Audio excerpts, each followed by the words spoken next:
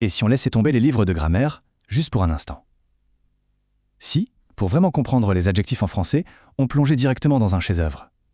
C'est ce qu'on va faire aujourd'hui. On va suivre les pas de Jean Valjean, de Fantine, pour voir comment Victor Hugo, avec de simples mots, a donné vie à l'univers des Misérables. Imaginez un peu, les adjectifs, c'est comme les couleurs sur la palette d'un peintre. C'est avec ça qu'on donne de la vie, de l'émotion. Un personnage est-il juste pauvre ou est-il carrément misérable? Une ruelle est-elle sombre ou bien inquiétante? On va voir ensemble comment Victor Hugo choisit ses couleurs pour nous peindre un tableau inoubliable de la France de son époque. Bon, la toute première règle, la base de tout. En français, un adjectif, c'est un peu comme un caméléon. Il change de couleur pour s'adapter parfaitement au nom qui l'accompagne. Si le nom est masculin, l'adjectif reste masculin. Si le nom est féminin, eh bien il se met au féminin. C'est ce qu'on appelle la règle de l'accord. En principe, c'est aussi simple que ça. Et pour commencer, qui de mieux que notre héros Jean Valjean? Il sort tout juste du bagne et il se présente avec cette phrase très simple. Le mot qui va nous intéresser ici, c'est bien sûr « ancien ». Alors pourquoi ancien et pas ancienne? La logique est super simple. Un prisonnier, c'est un nom masculin, donc l'adjectif qui va avec, ancien, doit lui aussi être au masculin. Voilà, c'est l'accord en pleine action. C'est clair, c'est lettre. Ok, mais comment on fait concrètement pour passer du masculin au féminin? La règle de base, la plus courante, c'est juste d'ajouter un « e ». Grand devient grande. Facile, non? Mais attention, ce serait un peu trop simple sinon. Comme on peut le voir ici, il y a quelques terminaisons qui aiment bien faire des petites manières, comme en, r, e ou f. Il faut juste une petite transformation de plus. Allez, on regarde ça en pratique avec une description de Madame Magloire, la servante de l'évêque. Hugo nous dit que c'est une vieille, donc un nom féminin. Et qu'est-ce qui se passe? Hop, tous les adjectifs suivent le mouvement. Petite, blanche, grasse. Tout s'accorde parfaitement. C'est beau, non? Parfait. Maintenant qu'on s'est accordé, il y a une autre grande question. Où est-ce qu'on met cet adjectif? Avant le nom ou après? Alors ça, c'est un point qui donne souvent du fil à retordre. Mais pas de panique, il y a une vraie logique derrière tout ça. Alors, comment ça marche? La règle générale, celle qu'il faut retenir la plupart du temps, c'est que l'adjectif se place après le nom. Par exemple, pour les couleurs, on dit une veste grise. Mais il y a une petite bande d'irréductibles. Des adjectifs assez courts et très courants comme grand, petit, beau, joli, qui eux préfèrent se mettre avant, comme dans un grand chapeau. Et Victor Hugo, bien sûr, nous donne un exemple parfait de ça. On est en train de parler des filles des Thénardier. L'adjectif joli fait partie de notre fameuse petite bande. Du coup, où est-ce qu'il se place?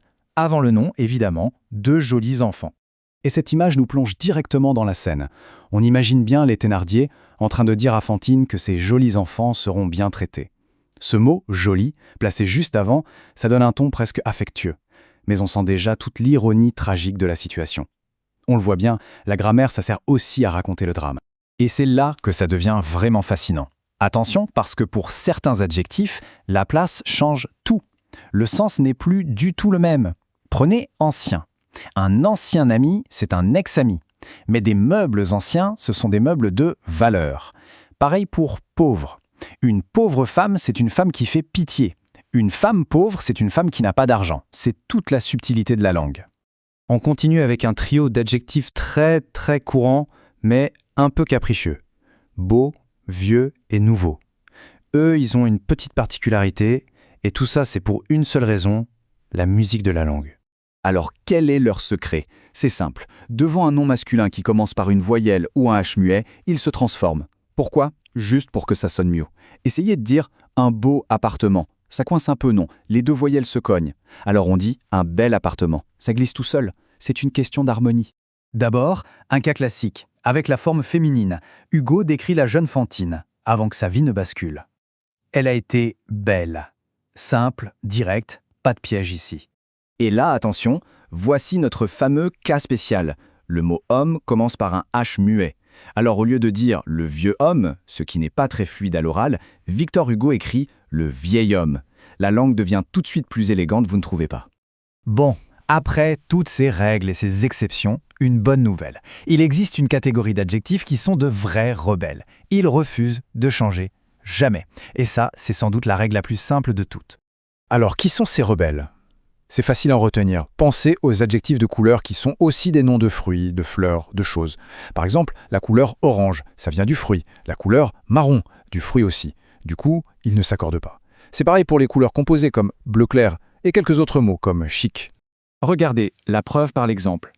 On dit une chemise orange. Et au pluriel, des chemises orange. Le mot orange ne bouge pas d'un poil. Pas de E, pas de S. C'est quand même pratique, non? Et voilà, on a vu que derrière chaque choix de mots, il y a une règle. Mais surtout, on a vu qu'un immense écrivain comme Victor Hugo se sert de ces règles pour donner une force incroyable à son histoire. C'est ça, toute la magie de la langue. On a croisé Jean Valjean, l'ancien prisonnier. On s'est souvenu de Fantine, qui fut si belle. On a entrevu les jolis enfants des Thénardier. Chaque adjectif nous a ouvert une porte. Une porte sur une règle de grammaire, oui, mais surtout sur le cœur de ces personnages inoubliables. Alors pour finir, une question. Pour décrire la tristesse de Fantine, la dureté de Javert ou l'innocence de Cosette, quels adjectifs on choisirait, nous? Parce qu'au final, c'est ça qui est important. Les adjectifs ne sont pas juste des points de grammaire, ce sont des choix. Et ces choix créent des émotions, ils racontent une histoire. Merci d'avoir exploré tout ça avec nous.